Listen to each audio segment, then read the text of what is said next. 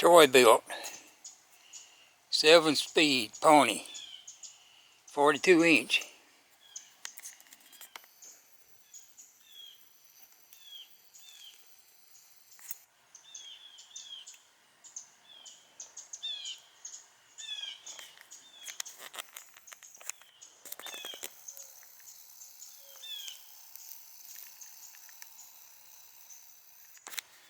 Alright, so right here,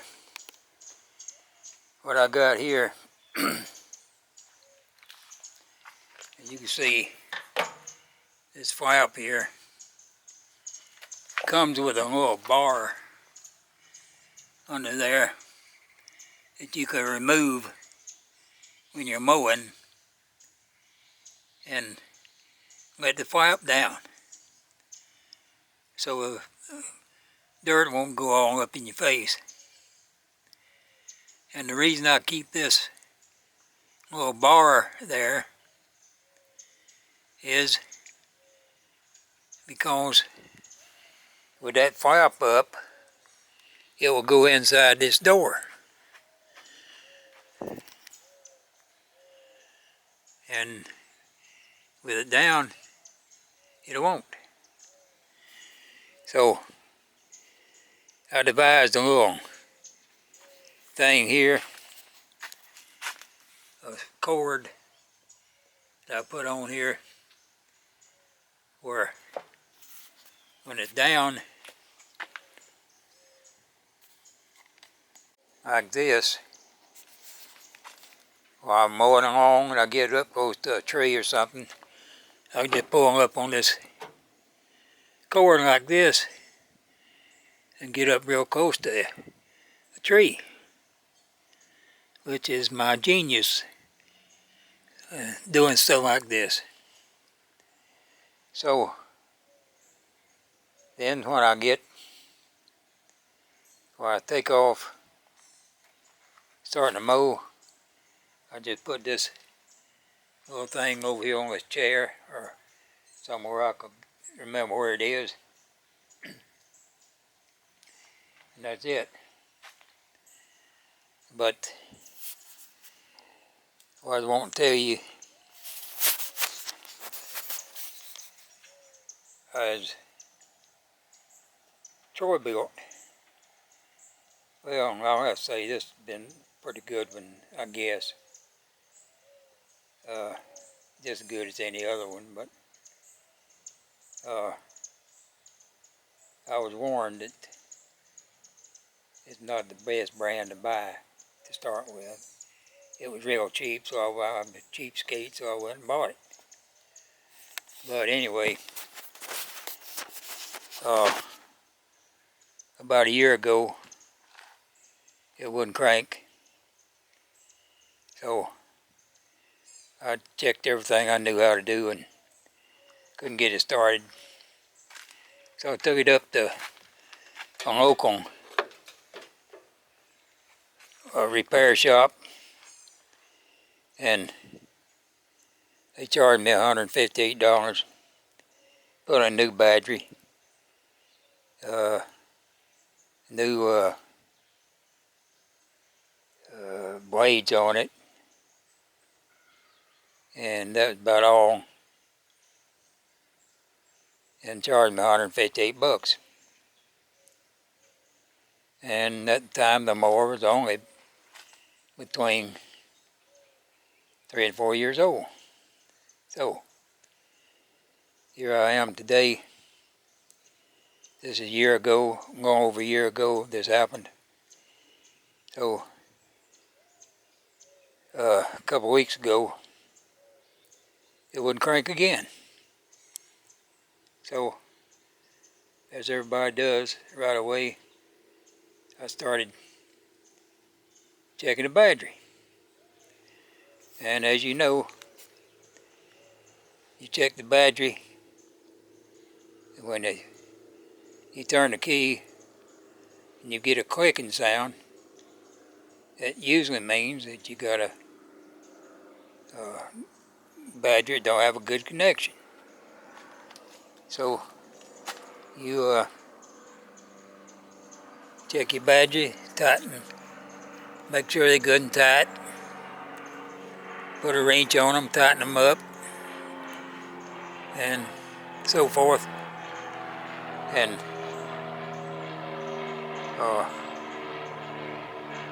so I couldn't find nothing wrong. Oh, and they put a new fuse on my battery. Another thing. They claimed that it had a bad fuse and a bad battery. So I never heard of both of them going bad at the same time. But I didn't complain too much. But what happens is the fuse, I'm not going to take the battery out, but the fuse is on right underneath here. Right down under here, there's a little, you take the battery out, and it's got a thing here where you could pick it up, just like a car battery. And there's a little, you'll see a little fuse right underneath, right down on here. And right now, I'll tell you, it's hell on getting it out. I had to get my needle nose pliers and grab onto it, and have my wife help me, because there's a little thing on it keeps it from coming out. And so you gotta grab onto it with your needle nose pliers, and then press down on that little tab, and then you can pull it out. So if you ever need to replace your fuse, you could do it, but it takes time. Now this thing here, it holds down the battery, which I ain't put it back on yet. But you see right there, it's very hard. It's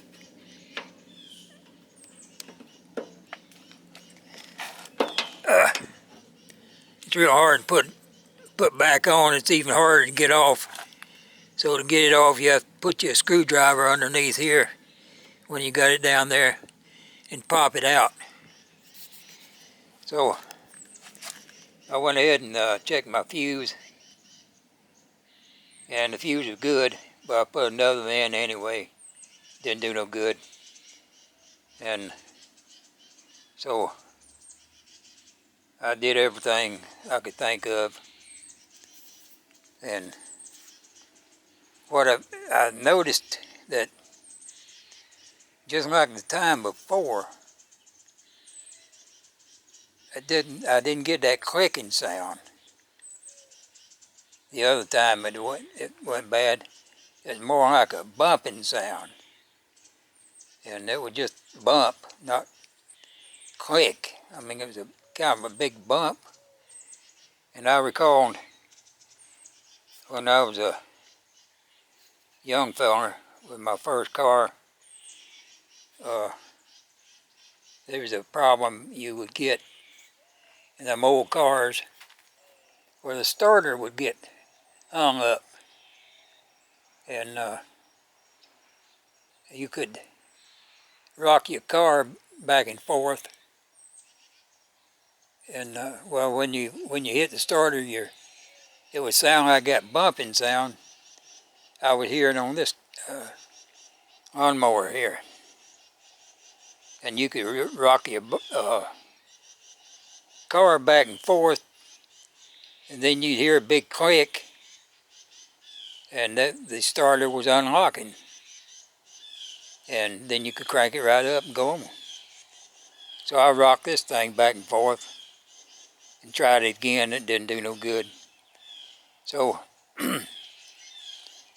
I finally asked my favorite mechanic,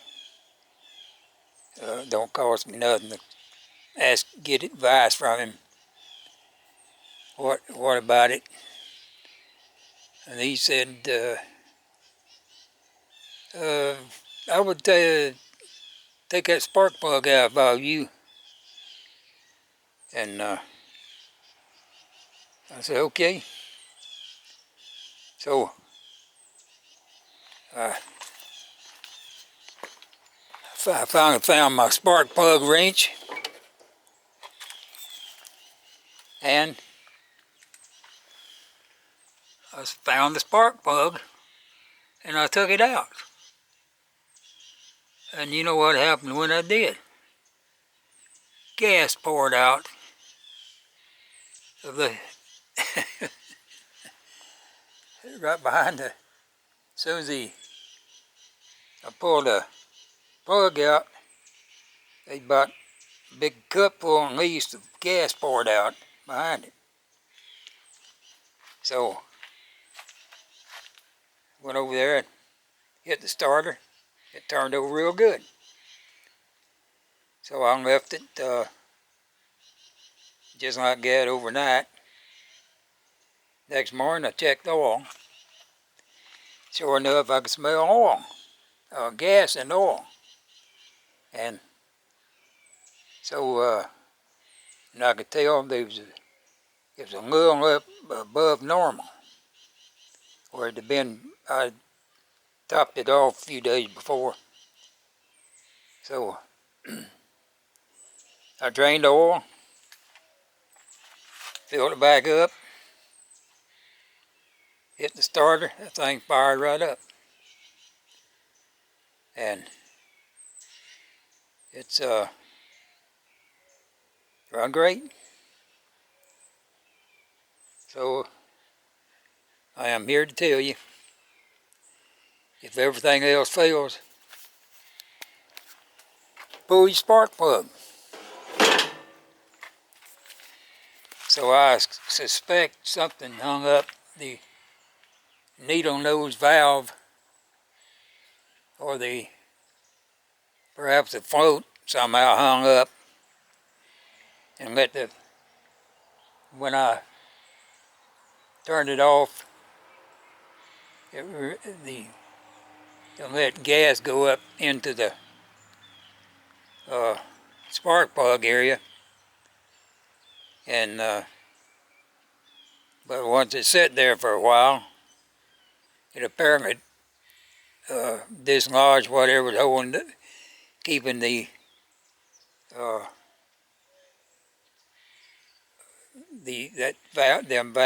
valve or open or whatever it was. But I never did even have to take the carburetor off or anything like that. So if you got I would say any kind of a lawnmower that won't start and does anything like I just described, pull a spark plug, and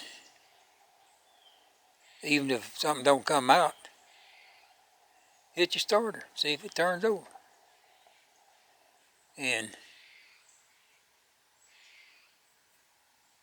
so